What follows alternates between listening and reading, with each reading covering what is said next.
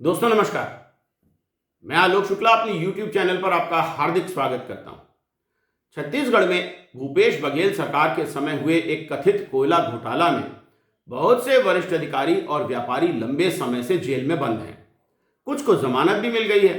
इस घोटाले की जांच करने वाली राज्य सरकार एवं केंद्र सरकार की एजेंसियों का कहना है कि कोयले के परिवहन में अवैध वसूली करके घोटाला किया गया था।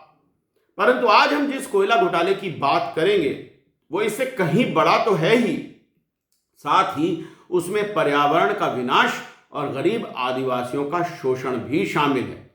ये मामला राजस्थान राज्य विद्युत उत्पादन निगम के माध्यम से अदानी समूह को मिले कोयला खनन ठेके का है। क्रोनी कैपिटलिज्म का ये बहुत बड़ा उदाहरण है। इस वीडियो में आप ये भी देखेंगे कि कोई भी राजनीतिक पार्टी इस क्रोनी कैपिटलिज्म से अछूती नहीं है। जब जिसे मौका मिला उसने उस समय क्रोनी कैपिटलिज्म का साथ दिया। विषय की गंभीरता को देखते हुए मैंने इस बात का पूरा प्रयास किया है कि इस वीडियो में गॉसिप को कोई स्थान न मिले और पब्लिक डोमेन में उपलब्ध प्रकाशित सामग्री का ही उपयोग किया जाए। मैंने इस वीडियो में यह प्रयास भी किया है कि मैं अपनी ओर से कोई राय न दूं, केवल विषय से संबंधित सारी जानकारी उपलब्ध करा दूं जिसके आधार पर आप स्वयं अपनी राय बना सकें। परंतु हम ये कहानी शुरू करें इसके पहले आपसे गुजारिश है कि मेरी चैनल को सब्सक्राइब जरूर कर लीजिए और बेल आइकॉन भी दबा दीजिए जिससे आपको हर नए वीडियो का नोटिफिकेशन मिलता रहे। अगर वीडियो अच्छा लगे तो इसे लाइक और शेयर भी जरूर करिएगा। छत्तीसगढ़ में कोयले के खनन की इस कहानी की स्क्रिप्ट सन 2007 में लिखी गई थी, जब भारत सरकार ने सरगुजा के घने वन हसदेव अरण्य में राजस्थान राज्य विद्युत उत्पादन निगम को एक कोल ब्लॉक आवंटित किया। राजस्थान राज्य विद्युत उत्पादन निगम ने खदानों के विकास करने, कोल ब्लॉक के ऑपरेशन एवं कोल के परिवहन तथा डिलीवरी के लिए एक ज्वाइंट वेंचर कंपनी बनाने के लिए निविदा निकाली। इस निविदा में अदानी एंटरप्राइजेज लिमिटेड सफल हुई और दिनांक 3/8/2007 को राजस्थान राज्य विद्युत उत्पादन निगम लिमिटेड तथा AEL के बीच एक अनुबंध हो गया। दिनांक 16/10/2007 को परसा केंटे कोलियरी लिमिटेड या PKCL के नाम से राजस्थान राज्य विद्युत उत्पादन निगम एवं AEL की ज्वाइंट वेंचर कंपनी बनी, जिसमें AEL की 74% एवं राजस्थान राज्य विद्युत उत्पादन निगम की 26% हिस्सेदारी थी। 16/7/2008 को राजस्थान राज्य विद्युत उत्पादन निगम ने PKCL को कोल माइनिंग एंड डेवलपमेंट या CMDA का ठेका 30 साल की अवधि के लिए दे दिया। इन खदानों का क्षेत्रफल लगभग 2682 हेक्टेयर है, जिसमें से 70% वन क्षेत्रों में है। सन 2010 में भारत सरकार के पर्यावरण मंत्रालय एवं कोयला मंत्रालय ने पर्यावरण और खनन पर चल रहे विवादों से निपटने के लिए कुछ नो गो क्षेत्र प्रस्तावित किए थे, जहां पर कोयला खनन की अनुमति नहीं दी जानी थी। परंतु शीघ्र ही भारत सरकार ने अपना यह निर्णय बदल दिया और इन क्षेत्रों में भी कोयले का खनन करने की अनुमति देना प्रारंभ कर दिया। देखिए इसके बारे में NDTV प्रॉफिट पर तत्कालीन कोयला मंत्री श्री प्रकाश जायसवाल जी क्या कह रहे हैं। I want to start by asking you this entire issue about go and no-go areas. I mean, what's happened now? What has the government finally decided? How are you treating go areas and no-go areas? Or as some sections have been pointing out, has that policy completely been scrapped and done away with? देखिए, group of ministers की meeting में ये decide हुआ था कि इसकी कोई legal validity नहीं है, इसलिए देखा यह जाना चाहिए कि कहाँ पर ज़्यादा डेंस फॉरेस्ट है, उस डेंस फॉरेस्ट में क्लियरेंस न मिले, और जहाँ पर डेंस फॉरेस्ट नहीं है वहाँ पर क्लियरेंस के लिए विचार किया जाना चाहिए, कंसीडर किया जाना चाहिए। ये डिसीजन पिछले ग्रुप ऑफ मिनिस्टर की मीटिंग में हुआ था और उस डिसीजन को मैंने ज्यों का त्यों आपके सामने रख दिया है। कांग्रेस के तत्कालीन पर्यावरण मंत्री जयराम रमेश जी ने अपने मंत्रालय के अधिकारियों की सिफारिशों के विपरीत जाकर ये निर्णय कैसे बदला, इसे आप NDTV प्रॉफिट पर इस खबर में देख सकते हैं। After a lot of flip-flops, green evangelist Jairam Ramesh has finally eased the go-no-go classification. That increases the number of coal blocks that now can be mined. But the coal ministry says that it's still a long way before coal production can reach levels that will address the concerns of the power sector. इस सब का नतीजा ये हुआ कि Parsa coal mine में कोयले का खनन प्रारंभ कर दिया गया। छत्तीसगढ़ के अधिवक्ता श्री सुदीप श्रीवास्तव ने मंत्री जयराम रमेश के निर्णय को नेशनल ग्रीन ट्राइब्यूनल में चुनौती दी। 3 साल बाद 2014 में ग्रीन ट्राइब्यूनल ने जयराम रमेश के फैसले को इस आधार पर रद्द कर दिया कि उनका फैसला मंत्रालय के अधिकारियों की सिफारिशों के विपरीत था और आधारहीन भी था। इस निर्णय के विरुद्ध राजस्थान राज्य विद्युत उत्पादन निगम सर्वोच्च न्यायालय चली गई। इस बीच 2014 में माननीय सर्वोच्च न्यायालय ने कोल स्कैम के प्रकरण में 4 को छोड़कर सारे कोल ब्लॉकों का आवंटन रद्द कर दिया। देखिए इस बारे में एबीपी न्यूज पर एक खबर। रद्द कर दिया है। कुल 214 कोयला खदानों का आवंटन कोर्ट ने रद्द किया है। सिर्फ 4 कोयला खदानों का आवंटन रद्द नहीं किया गया है। ये वो चारों कोयला खदानें हैं जो सरकारी हैं। पिछली सरकार के दौरान सीएजी ने कोयला खदानों के आवंटन में गड़बड़ी का खुलासा किया था। सीएजी रिपोर्ट के मुताबिक गलत तरीके से खदान आवंटन के चलते सरकारी खजाने को 1,86,000 करोड़ का नुकसान हुआ था। जिन खदानों के आवंटन रद्द किए गए थे वो 1993 से 2010 के बीच आवंटित किए गए थे। कोर्ट ने नए सिरे से आवंटन के लिए अब 6 महीने का वक्त दिया है। परसा कोल ब्लॉक भी इन रद्द किए गए कोल ब्लॉकों में से एक था।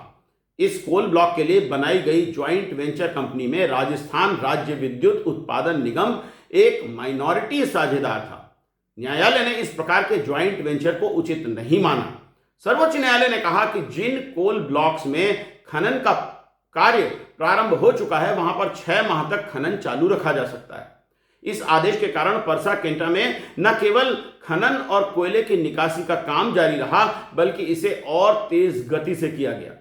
देखिए डाउन टू अर्थ पत्रिका में दिनांक 31 अक्टूबर 2014 को छपा हुआ लेख जिसमें कहा गया है कि जहां पहले प्रतिदिन 200 से 300 ट्रक कोयले की निकासी होती थी वहीं अब तो किसी दिन 1000 ट्रक की निकासी भी की जा रही है। सन 2015 में मोदी सरकार ने एक नया कानून बनाया जिसमें कहा गया कि सरकारी कंपनियों को कोल ब्लॉक आवंटित किए जा सकेंगे लेकिन निजी कंपनियों को कोल ब्लॉकों की नीलामी की जाएगी। लोकसभा में यह बिल पास होने के बाद राज्यसभा में इस बिल को पास होने की कार्यवाही का एक वीडियो आप यहां देख सकते हैं। राज्यसभा में यह बिल मत विभाजन के बाद 62 के मुकाबले 107 मतों से पारित हुआ था।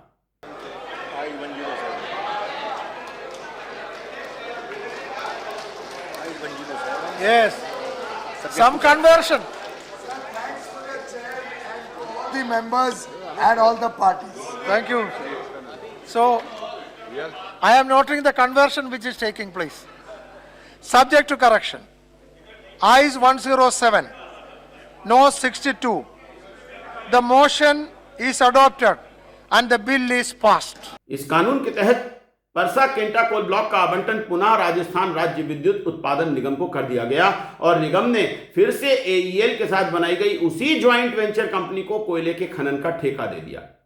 सर्वोच्च न्यायालय में कोल ब्लॉक आवंटन के विरुद्ध याचिकाकर्ता श्री सुदीप श्रीवास्तव ने कैरावान पत्रिका को दिनांक 2 अक्टूबर 2018 में छपे एक साक्षात्कार में कहा है कि परसा केंटा कोल ब्लॉक के राजस्थान राज्य विद्युत उत्पादन निगम को दोबारा आवंटन के बाद वे अदानी समूह से 16 जुलाई 2008 के उसी अनुबंध के तहत कोयले का खनन करा रहे हैं जिसमें अदानी समूह की हिस्सेदारी 74% है और जिसे माननीय सर्वोच्च न्यायालय के निर्णय के बाद समाप्त कर देना चाहिए था। उन्होंने ये भी कहा कि यह बिना नीलामी के निजीकरण करने जैसा है एवं यह न केवल न्यायालय के निर्णय के विपरीत है बल्कि नए अधिनियम के विपरीत भी है।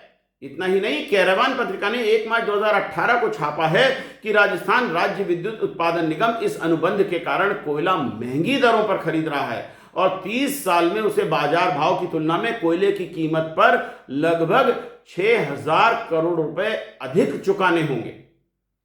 इस बीच परसा क्षेत्र के आदिवासी लगातार अपने अधिकारों की लड़ाई लड़ रहे थे परंतु उन्हें सफलता नहीं मिल रही थी।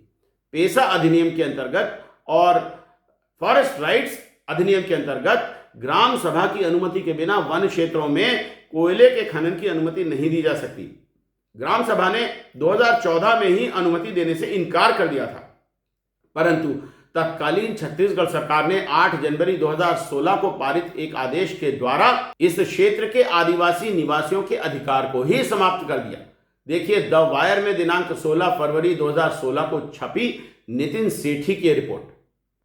एनडीटीवी पर लगभग 7 वर्ष पुराने इस वीडियो में यह भी दिखाया गया है कि सरगुजा जिले के घाटबर्रा गांव के लोगों द्वारा सहमति न दिए जाने पर कलेक्टर ने उनके अधिकार समाप्त करने के आदेश जारी किए थे।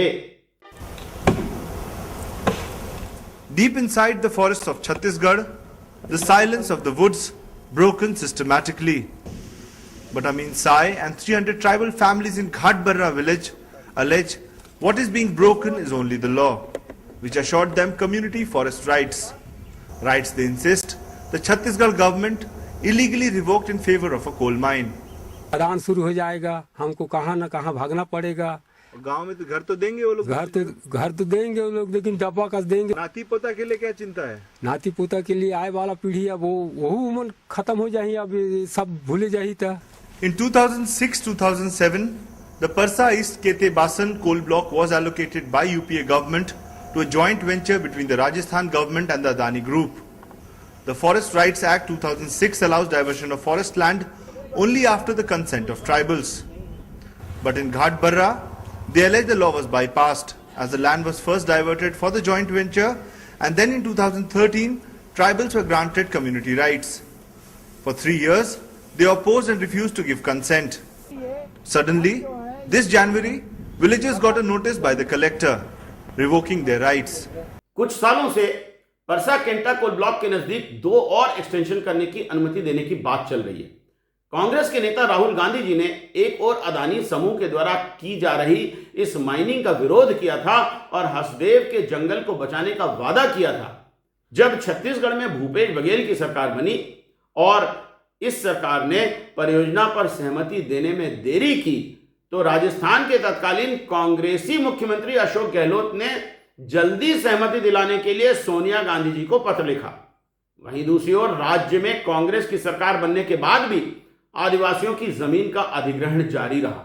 न्यूज क्लिक पर 3 साल पुरानी एक रिपोर्ट में देखिए कि छत्तीसगढ़ के नामी पर्यावरण कार्यकर्ता श्री आलोक शुक्ला, जिन्हें पर्यावरण का गोल्डमैन पुरस्कार भी मिला है, हसदेव क्षेत्र के लगभग 300 आदिवासियों को लेकर इस खनन के विरोध में 300 किलोमीटर लंबी पदयात्रा पर निकले थे।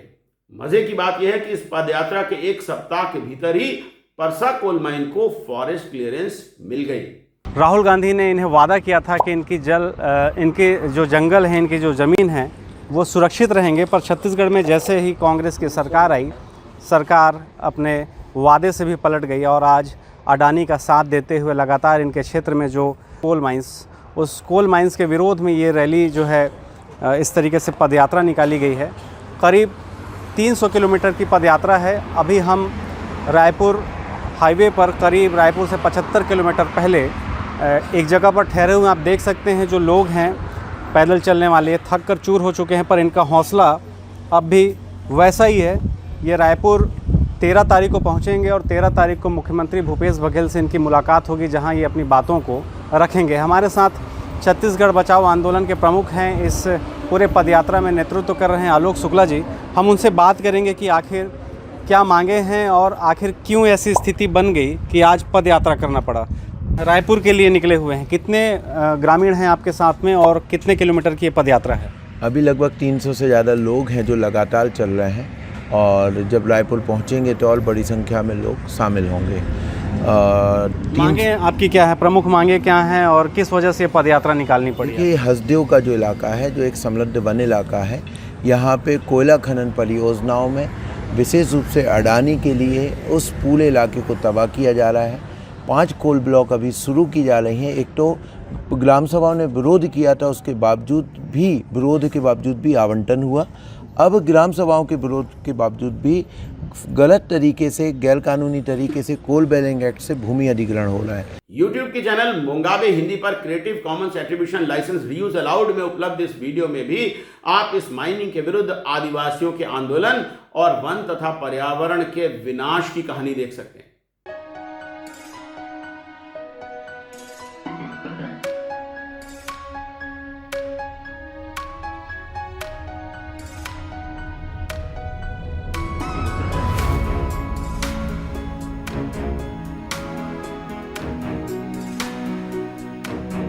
इस कहानी में अब एंट्री होती है हाथियों की।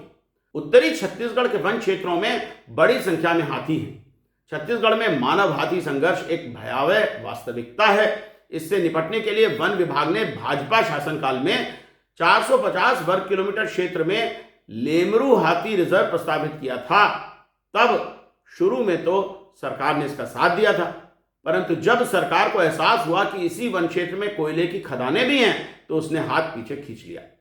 दूसरी ओर 2015 में तत्कालीन कांग्रेस अध्यक्ष राहुल गांधी ने हसदेव क्षेत्र के लोगों से कहा कि खनन विरोधी आंदोलन में वे भी उनके साथ हैं। 2018 में चुनाव जीतने के बाद भूपेश बघेल की सरकार ने भाजपा शासनकाल के लेमरू प्रोजेक्ट का क्षेत्रफल 4 गुना बढ़ाते हुए 1995 वर्ग किलोमीटर में इसका प्रस्ताव किया। परंतु इसमें विशेष बात यह थी कि इस परियोजना में नव प्रस्तावित क्षेत्र से अदानी समूह की खदानें बाहर थीं। आप न्यूज क्लिक पर परंजय गुहा ठाकुरता द्वारा लिए गए साक्षात्कार के एक अंश में तत्कालीन मुख्यमंत्री भूपेश बघेल जी को यह कहते हुए सुन सकते हैं कि लेमरू में उन्होंने बहुत बड़ा क्षेत्र हाथियों के लिए रिजर्व कर दिया है, परंतु दूसरी ओर हसदेव अरण्य के लोगों की बात सुनने के बारे में वे कह रहे हैं कि लोगों की बात तो जरूर सुनेंगे, पर यह देखना होगा कि वहां कोयलेरी एक्ट प्रभावित होगा या फॉरेस्ट राइट्स एक्ट प्रभावी होगा। इसे कौन तय करेगा? भी लोग जैसे जो हसदेव अरण्य का बचाव समिति है, वो भी बहुत सारे आपसे मांग रखा कि ये जो फॉरेस्ट राइट्स एक्ट, जो वन अधिकार के जो कानून है, ये पालन करना चाहिए ठीक तरह से। आप उनके बात तो सुनेंगे? आप सुन रहे हैं उनके बात? क्यों नहीं सुनेंगे? अच्छा, क्यों नहीं सुनेंगे? सवाल इस बात का है कि उसमें अब देखना होगा कि कोल बेरिंग एक्ट वो इफेक्टिव होगा कि फॉरेस्ट राइट एक्ट ये इफेक्टिव होगा, क्योंकि दोनों एक्ट एक दूसरे के विरोधाभासी है और इसको कौन परिभाषित करेगा, ये महत्वपूर्ण है। वहीं प्रदेश के उप मुख्यमंत्री श्री टीएस सिंहदेव लगातार लेमरू रिजर्व का क्षेत्र कम करने की मांग करते रहे हैं। जानकारों का मानना है कि कोयले की खदानों के कारण हाथियों को अपना रास्ता बदलना पड़ा है, जिसके कारण वे गांवों के नजदीक आने के लिए विवश हैं और फसलों तथा लोगों दोनों का ही नुकसान कर रहे हैं। वहीं दूसरी ओर आप सर्वाइवल इंटरनेशनल चैनल पर गोंड आदिवासी नेता उमेश्वर सिंह को यह कहते हुए सुन सकते हैं कि वे हाथियों के साथ रहने के लिए तैयार हैं, परंतु खनन के साथ रहना उनके लिए संभव नहीं है। तमाम प्रकार से जो खदान खुलेंगे तो उसमें सारे जंगल और वो पेड़ पौधे विनाश खत्म हो जाएंगे। हम इस क्षेत्र में हाथियों के साथ जिस प्रकार से जीवन यापन कर रहे हैं लंबे समय से जंगलों के साथ में, तो आदिवासी का एक संस्कृति रहा है जो जानवरों के साथ जीने का, हाथी घोड़ा बैल के साथ जीने का। लेकिन हम अडानी जैसे कंपनियों के साथ हम अपन जीवन यापन एक साथ नहीं कर सकते, क्योंकि अडानी कंपनी आदिवासियों की जो संस्कृति है, जल जंगल जमीन है, उसको खत्म करना चाहती है। भूपेश जी ने तो यहाँ तक कह दिया था कि जो लोग कोयला खनन का विरोध कर रहे हैं वे अपने घरों की बिजली बंद कर लें। देखिए एनडीटीवी पर 3 साल पुरानी एक खबर। तो जो लोग विरोध करते हैं सबसे पहले अपने घर की बिजली बंद कर दें। हसदेव अरण्य में इस बीच लगातार आंदोलन चलता रहा।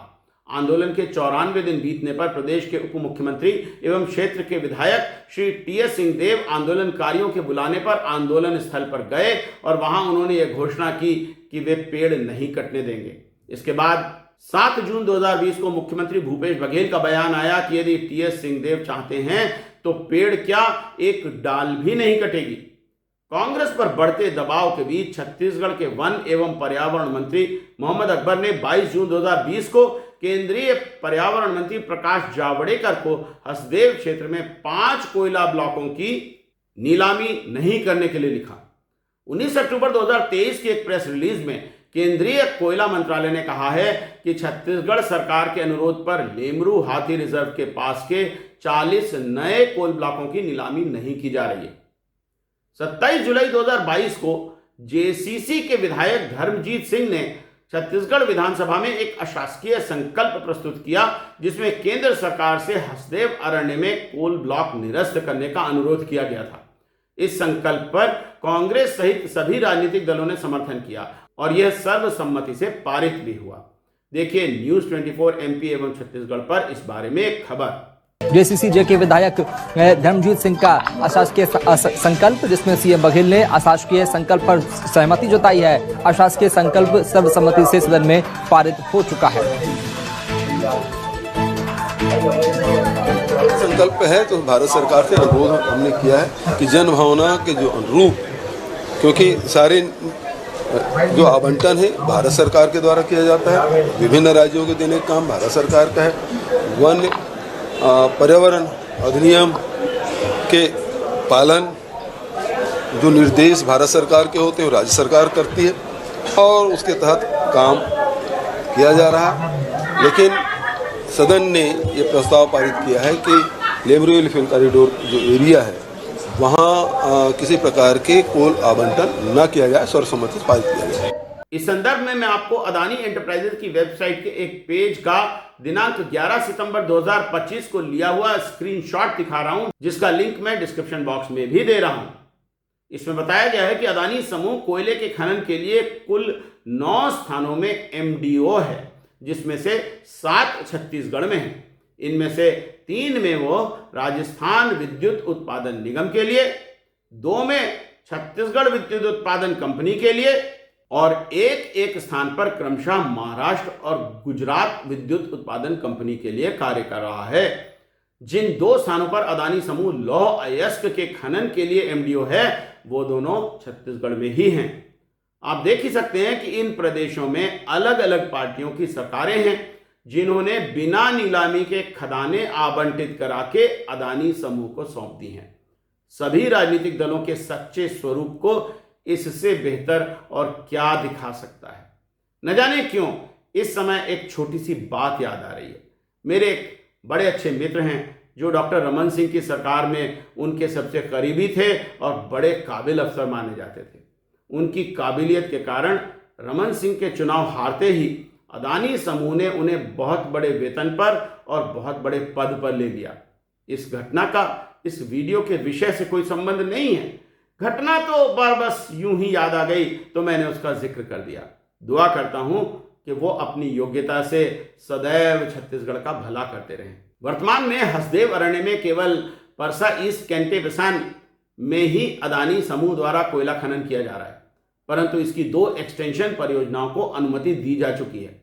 लोकसभा में कम्युनिस्ट पार्टी मार्क्सवादी लेनिनवादी के सांसद राजाराम सिंह के एक प्रश्न के उत्तर में केंद्रीय वन एवं पर्यावरण राज्य मंत्री श्री कीर्तिवर्धन सिंह ने बताया था कि पीईकेबी परियोजना के विस्तार की अनुमति 2 बार दी जा चुकी है और राज्य सरकार द्वारा दी गई जानकारी के अनुसार इसमें 3,68,217 वृक्षों पर असर होगा।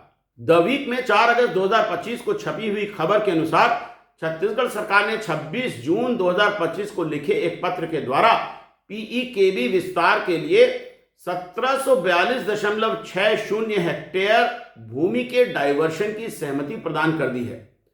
सुदीप श्रीवास्तव एवं दिनेश सोनी ने हसदेव क्षेत्र में माइनिंग की अनुमति निरस्त करने के लिए माननीय सर्वोच्च न्यायालय में पीआईएल दायर की है, जिसकी सुनवाई करते हुए न्यायालय ने जानना चाहा है कि काटे गए वृक्षों के एवज में वृक्ष कहां पर लगाए जा रहे हैं और इसका सत्यापन कौन कर रहा है। प्रकरण की सुनवाई अभी पूरी नहीं हुई है।